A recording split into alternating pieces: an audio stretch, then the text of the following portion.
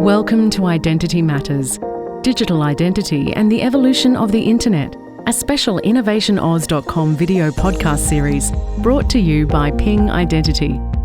From debating access to anonymity issues in online culture wars to fighting cyber threats on the commercial internet or in the delivery of government services, identity impacts everyone. In this series, we will speak to a compelling list of experts to trace the global online trends that have helped frame digital identity and to understand the cyber landscape shifts that have shaped identity access management practices and zero-trust environments. Join us as we explore the philosophical and practical sides of identity, the fundamental issue at the heart of the Internet.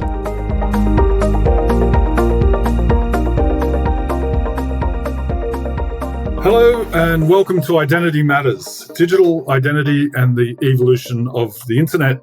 Today's episode is the low-hanging digital fruit for governments, and today I'm talking to Ashley Diffey, Vice President of Sales, Asia Pacific and Japan at Ping Identity, and to Victor Dominello, the former New South Wales Government Cabinet Minister and Minister for Customer Service. Welcome, Victor.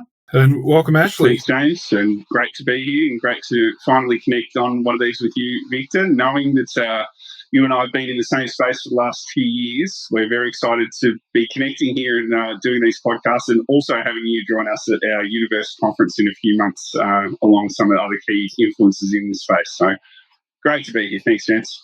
Yeah, looking forward to it. Thanks, Ashley. All right, very good. I should have mentioned in the intro, this podcast is a partnership production between Innovation Oz and Ping Identity. Just before we get started, Victor, I just want to ask you, since you've left politics, you've got a couple of roles that are out in the open. One is UNSW UTS kind of partnership, the Trustworthy Digital Society Hub, and you're also working as an Executive Director at the Tech Council of Australia. So since you've left politics, you've joined a partnership between UNSW and UTS, the Trustworthy Digital Society Hub, which is kind of ground zero for some of the stuff we'll be talking about today, and also joined the board of the Tech Council Australia. So how's, very, very briefly, how's your post-politics life looking? Pretty good. It's, I definitely don't miss the politics. In fact, I never liked the politics. I enjoy the policy and I very much enjoyed working with great people. So that continues. The policy and working with great people continues, but leave the politics behind me, which is great. Yeah. I think I've always been jealous of politicians, because everyone offers you their opinions for free and constantly. So plenty of advice to work on. Look, let's start. You and I talked about digital identity, I think, at the first doorstop I did with you. It was probably 2016, wow. Maybe. It was the introduction of a digital economy strategy. And I was asking you how you kind of work with the federal government on identity matters. I think this was pre-phishing license. A long time ago, right? So we've had 6 or 7 years since then, and there's been tremendous progress, don't get me wrong, but it's been a frustrating journey on the digital ID front from a service delivery point of view. Why is it so hard? I think it goes back to an era where we had the Australia card debate, which, mind you, was in 1986, before the internet. And I think there's a lot of hangovers from that are misplaced.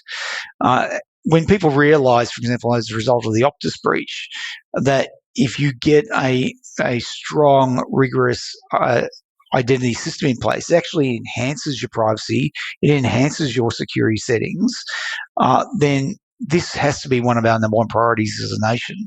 But I think it's been slow. In New South Wales, we pivoted off COVID and demonstrated, for example, through the digital driver's license, how powerful that can be and how quickly we can get people back on their feet with those digital service offerings. And that's why before I left, we launched the beta of the New South Wales Digital ID to take it to another level in terms of further enhancing privacy and security and service delivery. So just given your background, and I'll come to you in a moment, Ashley, but I'll just stay with Victor Dominello for just a moment.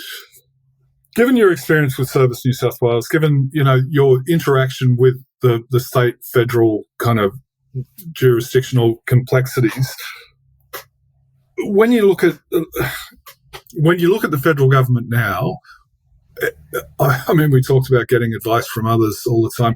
What advice do you take to that government? What should they be doing now to make sense of what is not currently absolutely clear in terms of direction? Well, they're definitely on the journey, and credit to Minister Gallagher and Bill Shorten. They were the two driving it. And before I left, there's a data digital ministers meeting. I understand that Mr. Gallagher is going to put out a draft bill in the months ahead in relation to the trust digital identity framework, TDIF, and then hopefully that bill comes into Parliament next year, hopefully in the first half of next year, and then some working products around that, not just a G2C, but a B2B, a G2B, B2C play, that you have that entire ecosystem, because it can't be just the government. It's got to be the entire ecosystem at play. So we're definitely well and truly on that path. My job, for example, is to use my experience and lend my hand in providing some support to the federal government on this journey, because it is just so important for our nation to get this right.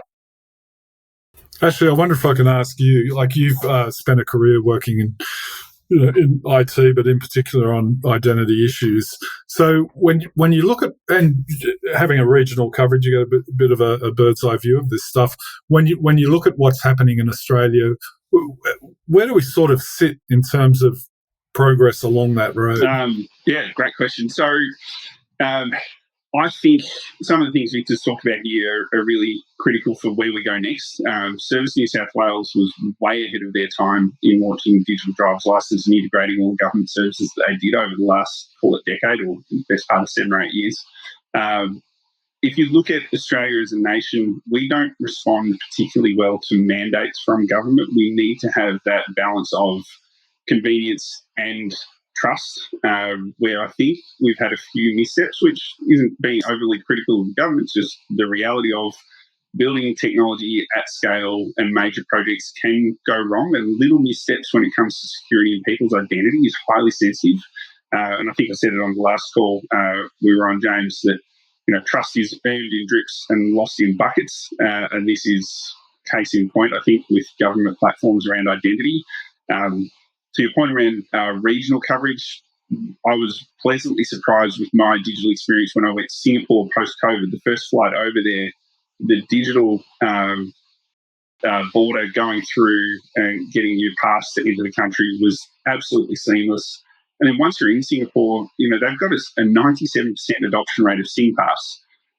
And admittedly, Singapore's got very different cultural norms to Australia around adoption of government standards, but that 97% means that SingPass is the standard, and it's going to be used for everything from renting a property through to onboarding an employee for a new job. You pretty well can't live in Singapore without a digital identity with SingPass.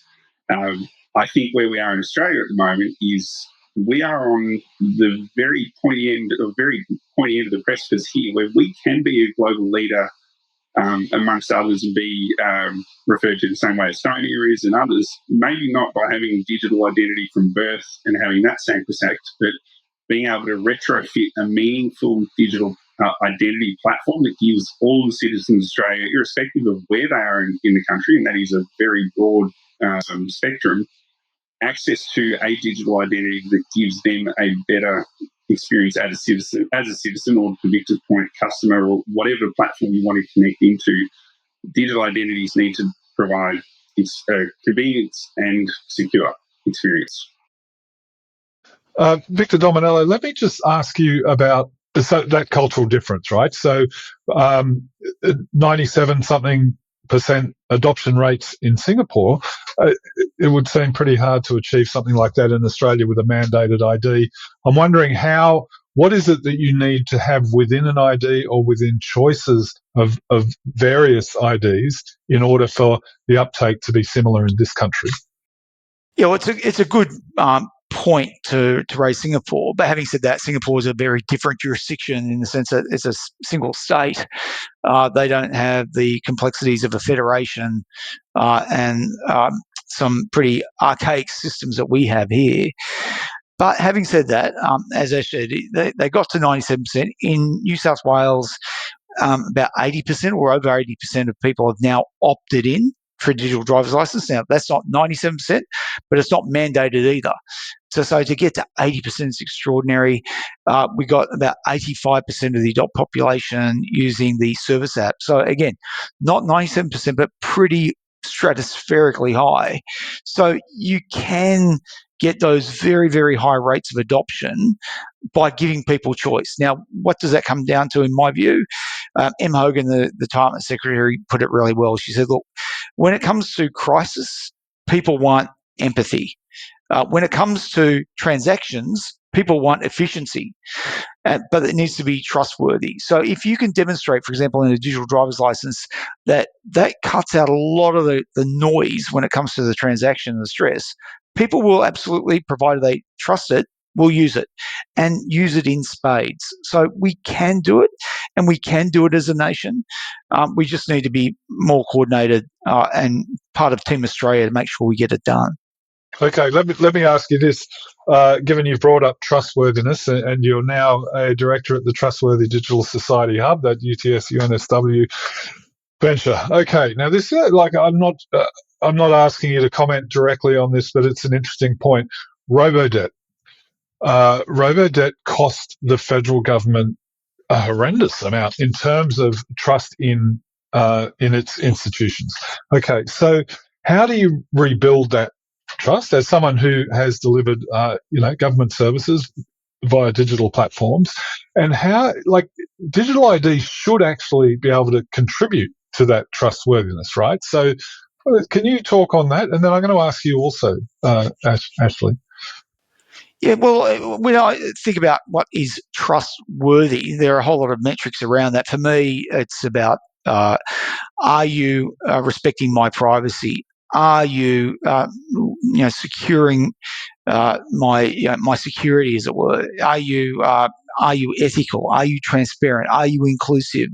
Are you sustainable? There's a whole lot of metrics around it. Pick your own. But that's what, for me, makes something trustworthy. Trustworthy because it's ongoing. It's not like you've set a goal or you hit a mark and then you're trusted for life. It's a relationship. You got to be trustworthy and continue to earn that trust. So, for example, in service, there was an example of a breach, but what did we do? We learned from that. We were very transparent about it, owned the mistake, but as a result, beyond the communication, we actually put some structures in place to help protect people in the future. So, for example, we created ID support. Now, we saw obviously a bit of a fall in the trust, but it quickly bounced back up because people knew that for years and years and years, Service built a trustworthy brand and service offering. Sure, there was a failure, but we owned it and we got back up on our feet. Now, if we had a series of failures, well, then that would obviously hurt us in the long term. But I think you've got to frame this up as an ongoing relationship between government and the public to build that trustworthiness. Actually, I wonder, do you want to comment on that? Specifically on digital ID as either a contributor to trustworthiness or a challenge for trustworthiness? Yeah, absolutely. And I think Victor's hit a few key points, and obviously from a policy and human and citizen perspective. From a technology standpoint, we are in a position now, it's 2023, you can build anything you really want to around digital identity with the technology that's available today, particularly, this is what we strive for at Ping.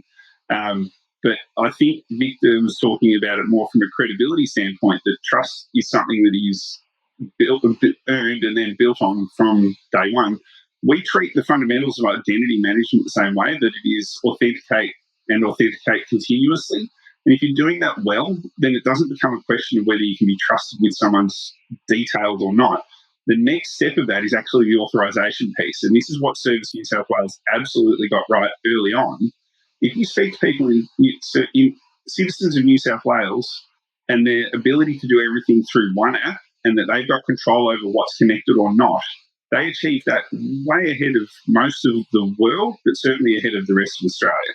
I live in Victoria, and I feel like we have a missed opportunity here, particularly with COVID.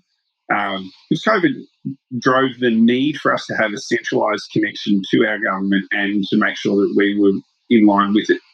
Policy expectations, compliance, all those things got pushed to citizens of Australia, which we've never really experienced before, certainly not in this generation. For me personally, and I say this with a smile, I connected to the Service Victoria app and it said, you need to provide us a fishing license.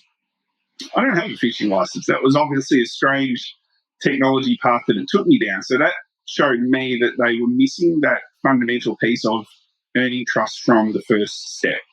And that's where I think we have this opportunity as a nation now to really connect the various identity platforms that exist. And there's not just one. We've got MyGov, we've got an Ep4, there's Post ID. There's a few that have been built over the years, all of which were built with best intentions to be the one.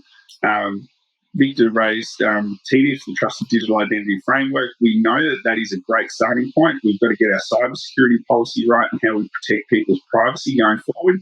But we're seeing some really great initiatives from good work that's being done with major financial institutions connecting with Connect ID and linking that TDIF framework and making it more available to more organisations across the country.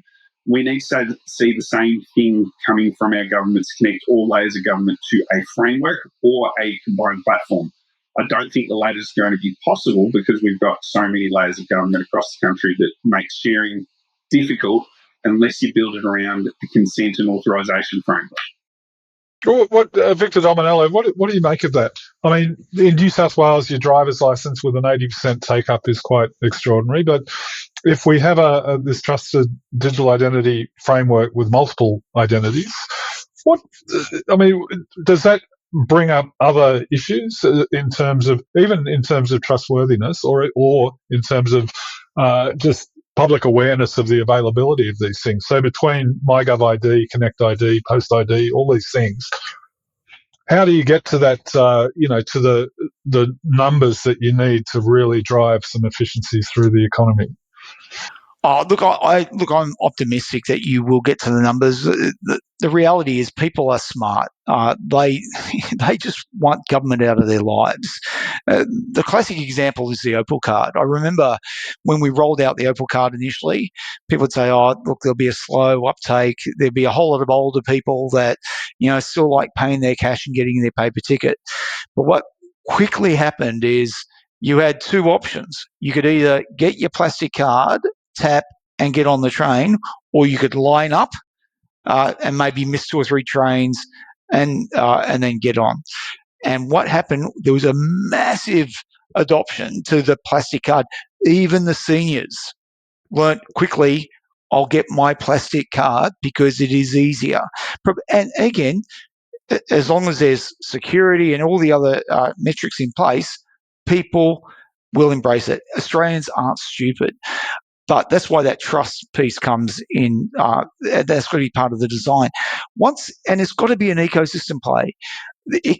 All roads cannot and should not always lead to government. We live in a democracy, and we need to make sure that the business community are also, who can innovate much, much faster, have a place in the market. Minister Gallagher suggested that the very first regulator could be the ACCC, which I think is an inspired choice, but they might need subsequently a dedicated regulator for this identity play. But once you've got that regulator in play and you get the rules of engagement, i.e., so players come in, but if you stuff up, you're going to get copped. You're going to get hit on the head. You're going to get fines. You're going to be kicked off the system.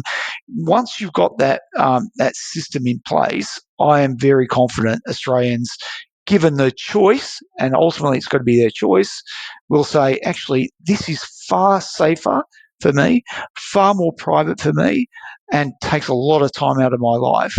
It gives me more personal time back. I think Australians will adopt it. What do you think, Ashley?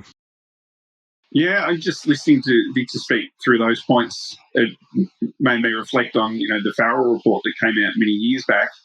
I think we've got the fundamentals right. We understand the problem that we're facing into and the risks around that. So I think we've got the right people have put some serious thought into this. I think we're now at the pointy end of this to get something delivered in a meaningful timeframe. And for me personally, a meaningful timeframe around technology is 12 months. I think we need to see something that really has some teeth to drive that convenience and good experience and save citizens of Australia time in their daily lives. Because I think the most common catch cry since we all came out of our various stages of lockdown with COVID is that everyone's busy. There is not enough time in the working week or our lives. So delivering that convenience is the answer. That is the key that will unlock digital identity and getting a serious system in place in the country. 100%. Can I just drill down a little bit, Victor Dominello?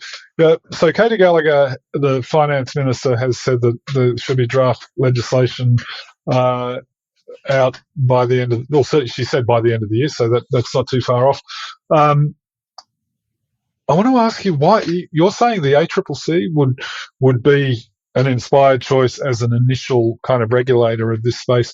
Why the ACCC? I mean, there's probably a few different bodies that could have a look at this. Why the ACCC? Well, that's what Katie Gallagher put forward, and well, I'm a big fan of the ACCC.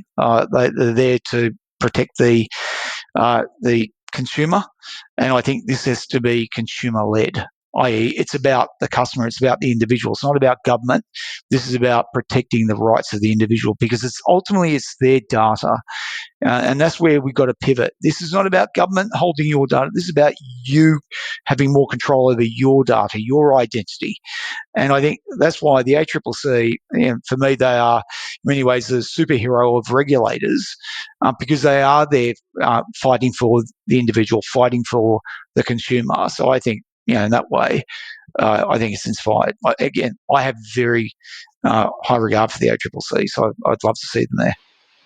Yeah, and I'd take that a step further if I can add to it. That the ACCC has taken on the responsibility of compliance and managing the consumer data rights with financial services industry, telcos, superannuation that we're seeing happening now. So expanding consumer data rights across any organisation or any industries that have digital properties is coming. That's not a question anymore. Expanding that to government and giving it meaningful purpose for citizens, I think that just makes sense, and they'll have the experience to be able to put the right things in place. Okay, I want to ask one. I've got just a couple more quick questions. One to Victor. Talk to me about the physical presence of a service delivery agency like Service New South Wales, or it could be Services Australia.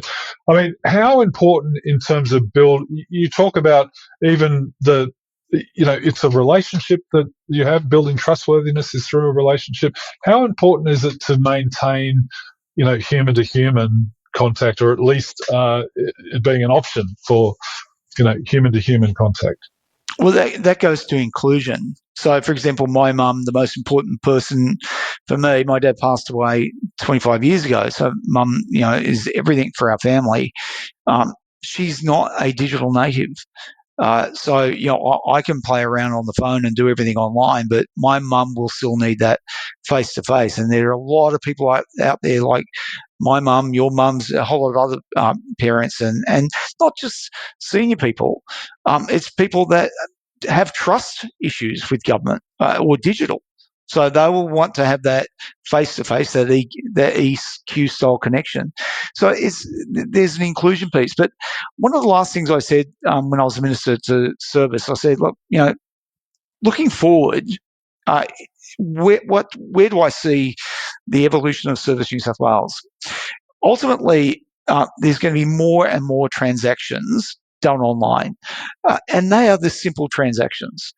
What's going to happen is service is going to have to evolve so it becomes, I call it a super service, i.e., for people with really complex needs that can't be done on online transactions. That will require people to go in face to face, sit down, let's unpack this. And so you will need that physical presence. And again, giving people the choice, the option of going in is, in my view, goes to inclusion and therefore goes to trust. And government cannot abandon the field on that. Okay, I'm going to finish up on this one. I'd like you both to have a stab at answering it. I'm not sure whether there's been specific work done here, but digital identity will deliver economic benefit, productivity gains, all those kinds of things, and that's the goal, obviously, as well as the convenience for citizens. I want to have a stab at what are those kinds of economic benefits and productivity gains that you can see? Like we're talking low hanging fruit here. What will we see first, and what's further down the track? I think the greatest benefit is going to be inclusion. Nick just spoke about the generational differences around technology adoption and trusted governments. I don't think we're going, and this is the double-edged sword of doing what other countries have done, where it's everyone must have a digital identity. That means that you've got a generation above us who are digital natives to a degree. They will rely on someone else to do that for them, and that creates a gap of security as well. So the human element needs to be catered to. We've also got remote communities in Australia that need to be catered to. There's some very interesting things happening in that space, which I think we've got a speaker for one of these podcasts coming up in the next few weeks as well, James. I think the greatest benefit is pulling the whole nation together and getting that inclusion so that we can actually have services that are available to all. And that will have a long-term and generational impact on people's ability to access supporting services, financial support, access to loaning money to be able to invest in themselves, their properties, their businesses. That is, I think, the 30 to 50-year view that we should be taking with these sort of initiatives. From my perspective, James, I endorse everything that Ash has said, but just back of the envelope, cybersecurity is costing our great country circa 20 to 40 billion a year, back of the envelope. If you've got a digital identity in place, and that, again, opt-in, that is going to take the hard edge off a lot of that. I'm not saying it'll eliminate it, but it'll take a hard edge off it once you design that into a broader ecosystem. So that's that piece. And even again, if you take 10% of that, that's circa 2 to 4 billion a year. That's 4 major hospitals a year, and that's just, again, back of the envelope stuff.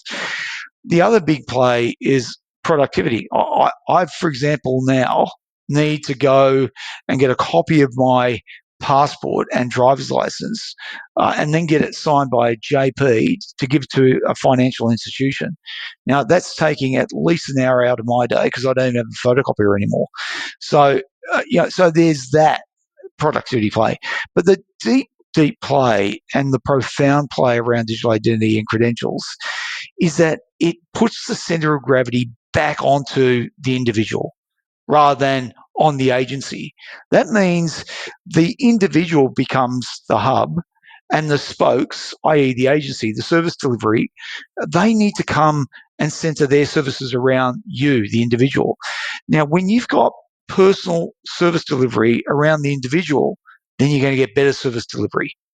And the productivity around that and the profound outcomes you get, particularly those that require a lot of services because they've got challenging environments, you cannot put a dollar value on. So that's why, for me, it has been the number one priority for me and my team over the last 5 years, and it has to be for our country. It really does. Well, I want to thank both of you, Victor Dominello and Ashley Diffey from Ping Identity. It's been a fantastic discussion. I really appreciate you coming on. The Identity Matters, Digital Identity, and the Evolution of the Internet podcast. Thank you. Thanks, James. Thanks, Ash. Thanks, James. Thanks, Victor. I look forward to seeing you both at Universe on the 25th of October. We hope you enjoyed this episode of the Identity Matters, Digital Identity and the Evolution of the Internet video podcast series brought to you by Ping Identity. For more, keep tuning in to innovationoz.com/podcasts or visit pingidentity.com.